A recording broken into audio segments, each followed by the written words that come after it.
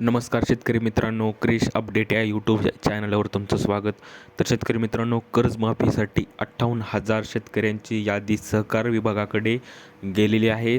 तर कर्जमाफी कधी होईल आणि कर्जमाफी किती तारखेपर्यंत होऊ शकते यादी ची सर्व माहिती आणि कर्जमाफीबद्दल सर्व माहिती आपण या व्हिडिओमध्ये पाहणार आहोत.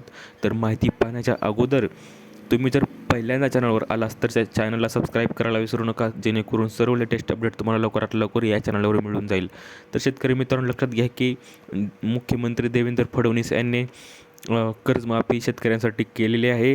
तर त्याबाबत आपण सविस्तर माहिती पाहूया की आपली ही जी न्यूज आहे ते जे जे सुमारे 58,000 जे जिल्ह्यातील म्हणजे प्रत्येक जिल्ह्यातील याद्या आता ह्या कर्जमाफीसाठी तयार केलेल्या आहेत. तर सहकारी संस्थांकडून राज्य सरकारकडे पाठवली गेली आहे यादी आणि कर्जमाफीचे निकष सरकारने जाहीर केले नसले तरी 15,000 थकबाकीदार शेतकऱ्यांना कर्जमाफी होऊ शकते. तसेच 43,000 चालू बाकी असणाऱ्या शेतकऱ्यांना प्रोत्साहनपर मदत मिळण्याची शक्यता आहे. राज्य सरकारने 30 जूनपूर्वी राज्यातील शेतकऱ्यांचे पीक कर्ज माफ करण्याची घोषणा केली आहे आणि राज्य सरकारच्या आदेशानुसार धाराशिव जिल्हा सहकारी उपनिबंधक यांनी जिल्हा मध्यवर्ती बँकेच्या कर्जदार शेतकऱ्यांची नावे सहकार विभागाकडे पाठवली आहेत.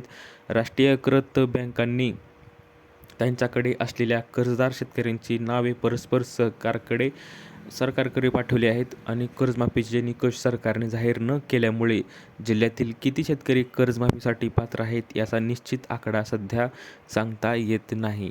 तर शेतकरी मित्रांनो, मंजूर जरी झाली असेल राज्य सरकारकडून, परंतु कर्जमाफी कोणत्या शेतकऱ्याला लागू करायची हे अजून निकषच सरकारने मुद्दाम जाहीर केले नाहीत. तर कर्जमाफी अजून कशा प्रकारे आणि कशी होईल हे कोणालाच माहीत नाही. तर 1 जून दरम्यान जूनमध्येच जूनपर्यंत देवेंद्र फडणवीस मुख्यमंत्री यांनी सांगितले होते की कर्जमाफी होईल, परंतु अजून कर्जमाफीचे निकष सरकारने जाहीर केले नाहीत. याचं कारण काय हे आपण तर्क तुम्ही लावू शकता.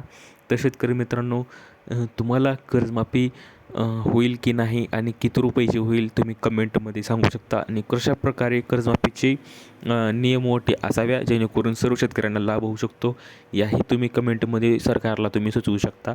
तर दिलेली माहिती समजली असेल तर व्हिडिओ लाईक करा, जास्तीत जास्त शेअर करा आणि चॅनलला सबस्क्राईब करायला विसरू नका. तर भेटूया पुढच्या व्हिडिओमध्ये अशीच एक अपडेट घेऊन. तोपर्यंत धन्यवाद.